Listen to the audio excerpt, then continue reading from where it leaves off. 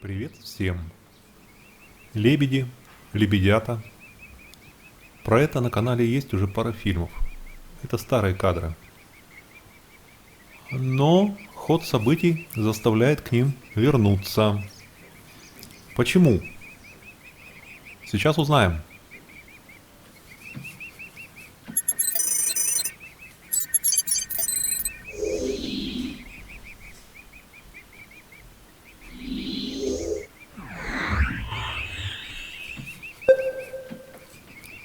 Итак, это у нас белые лебеди, шипаны, которых мы назвали голубь и голубка. Вот в 2018 году весной они пришли к нам с потомством. Было таких 7 пушистиков.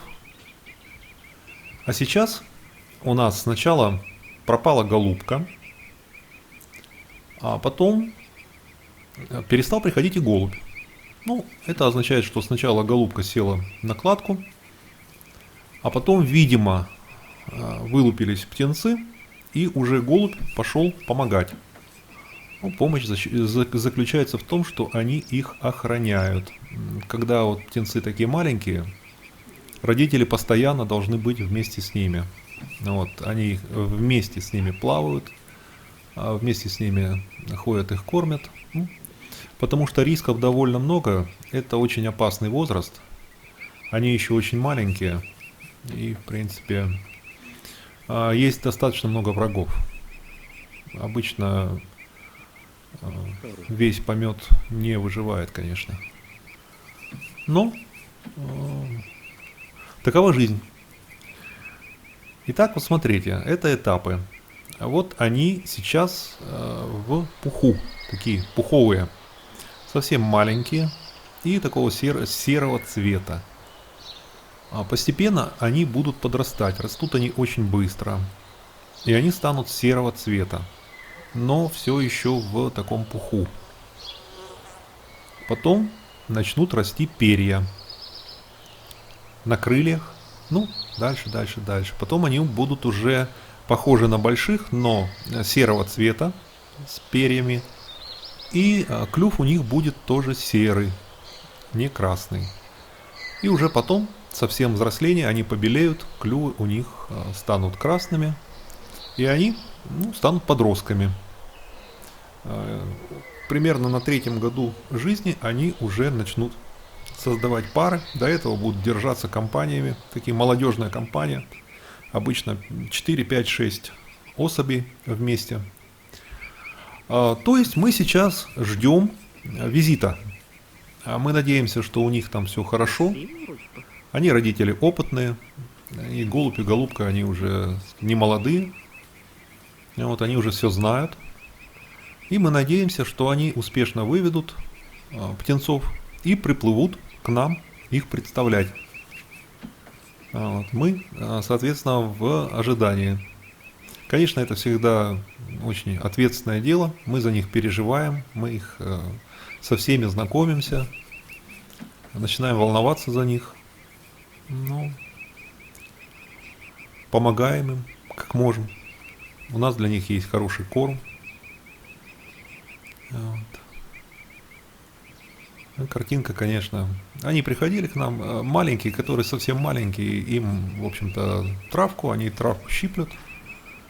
А вот родители получают сухой корм от нас. Вот смотрите, как интересно. Вот. И что интересно, когда они подрастают, примерно в годовалом возрасте, их уже научили летать, то есть они уже умеют летать, они уже самостоятельны. Это значит, что они уже, во-первых, могут постоять за себя, ну, могут просто улететь. Вот. Они уже достаточно большого размера, чтобы не бояться таких водных врагов, вроде щук. И они уже все умеют, все знают, могут добывать пищу. Вот примерно в годовалом возрасте, но это бывает по-разному. У каких-то пар там в 9 месяцев, у каких-то пар чуть позже года. Они отделяются. При этом родители зачастую, голубь, самец, он прогоняет детей. То есть они их просто прогоняют. Говорят, все, теперь вы выросли, теперь вы большие и отправляйтесь в самостоятельную жизнь. А мы это тоже наблюдали. Это, конечно, детишки поначалу не могут понять, почему так, но потом они быстро находят прелесть в таком автономном существовании, в таких молодежных группах. На канале есть несколько видео про как раз вот этот период, когда они подростки. Вот. Потом происходит перераспределение, то есть на озере может поселиться некоторое количество особей, где-то до 30. Соответственно, лишние они улетают. Они улетают, находят себе дом на других озерах, а в других местах. Лебедь – это птица территориальная, скажем так, то есть пара имеет свою территорию и эту территорию защищает, не пуская на нее посторонних. У меня на канале есть видео «Возвращение лебедя по имени Голубь». А там как раз картинка, как они где-то там были в заповеднике семейства, и пока они отсутствовали, к нам пришли Петя с Машей, такие молодая пара, и у нас на территории стало так сказать, щипать травку, ходить к нам, но потом вот вернулись вот эти взрослые, старые, и голубь быстро навел порядок. То есть он просто прогнал. К счастью, там обошлось без драки. Он просто сделал страшную позу, поднял крылья и выгнал со своей территории чужих.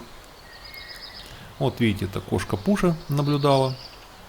Вилли и Пуша, они вместе, они, конечно, были скандализованы, потому что лебеди, когда они с маленькими, они достаточно агрессивные. Особенно, что касается кошек, они сразу вот так крыльями машут, дали понять, что даже не думайте. Но они, в общем-то, и не думали, они скорее так, из интереса. Вилли вообще держался подальше, а Пуша проявляла такой живой интерес и все норовила подойти. Но это каждый раз кончалось тем, что на нее грозно шипели. Вот сидят, совещаются. Это у нас Австрия, Каринтия, озеро Осях. Это самый юг Австрии, до границы с Италией и Словенией 30 километров. Здесь мы на высоте 500 метров, озеро на высоте 500 метров, окружающие горы километр высотой, и чуть подальше горы гораздо более высокие.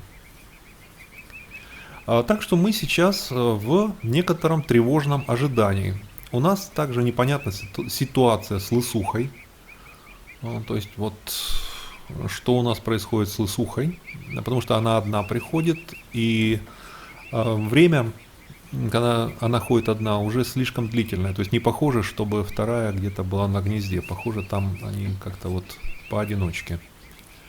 А утки в этом году, похоже, решили сочкануть. Мы, конечно, посмотрим, но утки приходят, вы в прошлых видео видели, постоянно они приходят, каждое утро у нас, каждый день там ходят по участку. Вот недавно фильм вышел про котика Вилли. Но утки как-то не спешат заводить потомство. И мы в удивлении.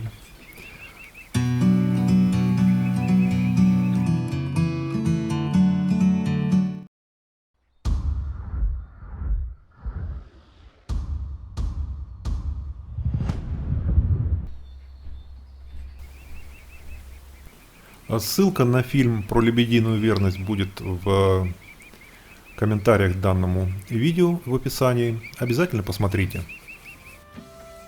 Если фильм вам понравился, поставьте лайк.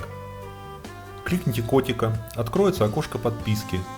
Подпишитесь на канал, включите уведомления. Будьте здоровы, будьте счастливы и успехов вам!